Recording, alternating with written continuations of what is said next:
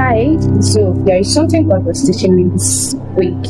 The past week. So I was studying through the book of Jeremiah, and in chapter 3, there is something I understood about God, and like when I was reading that particular place, I was feeling like, God, you are so good. Like seriously, these people are doing it. Wait first. So in the book of Jeremiah, chapter 3, verse 19, let me read it. So I just want to pick out this verse so that I can be able to say what I want to say.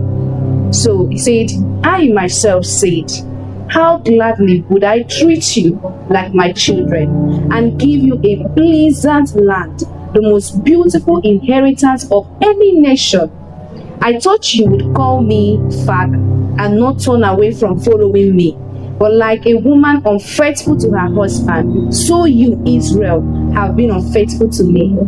Like, let's start from verse 19. He said, how gladly would I treat you like my children? You know, God was just teaching me about what faithfulness and what unfaithfulness means. And I learned from him that faithfulness, like he was referring to the people of Israel, that they are faithful, that they are faithless. Yes, sorry, that they are faithless. And then he was referring to the Judah, that they are unfaithful. And the Bible said, I can't remember the verse in this chapter 3 that mentioned that God himself said that the faithless is more righteous than the unfaithful. Like, I don't know, but I just feel like God is very intentional. And you know, the things we don't actually know about God and the things we think that doesn't matter actually matters. So God was just using a prostitution as a way of narrating what the Israelites was doing to him. Imagine. So the same people that we are, frolicking all around, misbehaving, looking for other gods from so many places, are the same people God is saying that I am ready to receive you as my children. Like, honestly speaking, when I read that place, I was like, God, I was just feeling like, I was actually feeling the emotion. Like, I was just imagining the kind of emotion that God might be feeling at that period when he was saying this to Jeremiah. God is an intentional God, and God is somebody that loves us. He actually wants us. He actually wants us to come close to him. He actually wants us to draw near. No wonder the Bible says, draw near to me. Like, upon all the things that the Israelites did to him, upon all the denial, the faithlessness, the unfaithfulness that they displayed, 1 minute they are here. And when you study that place, there is a place that God was telling Jeremiah that actually these people are coming because they are in the spring. It means that there was no rain at that period. So they came back to God. They remembered God. God, I beg. God is good, honestly speaking. So, what am I trying to say?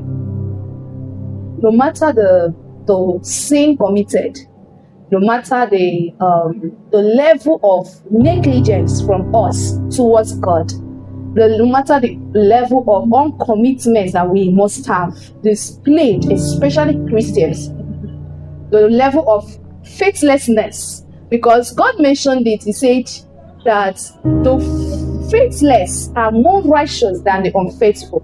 And I was like, what does it mean, God? What does this thing you said here mean now? Because I need to ask.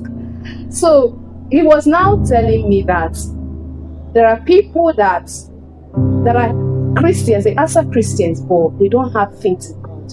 They don't believe. And so let's say they don't believe, they can, escape.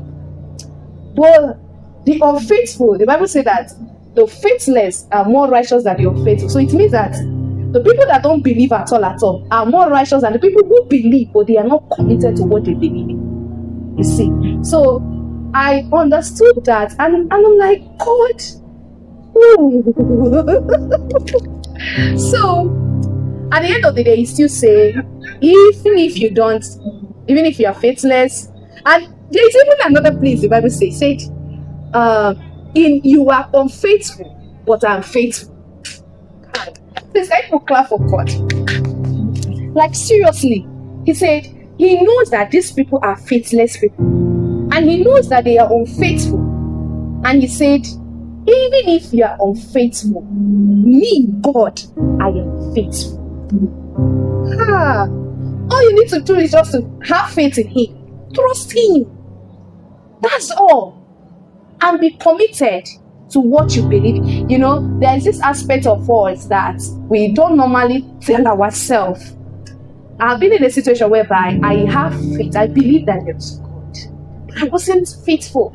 Yes, I'll be honest with you. I wasn't faithful. So I kind of deviated. Not really in character. Nobody saw it. You know, when I go out, people will still say, oh, you look like a born again. But within me, I know that I'm actually unfaithful. I'm actually not committed to this thing that I believe. No, sorry. God is not it. Sorry about that. So I'm actually not connected to what I believe, not committed to what I believe in.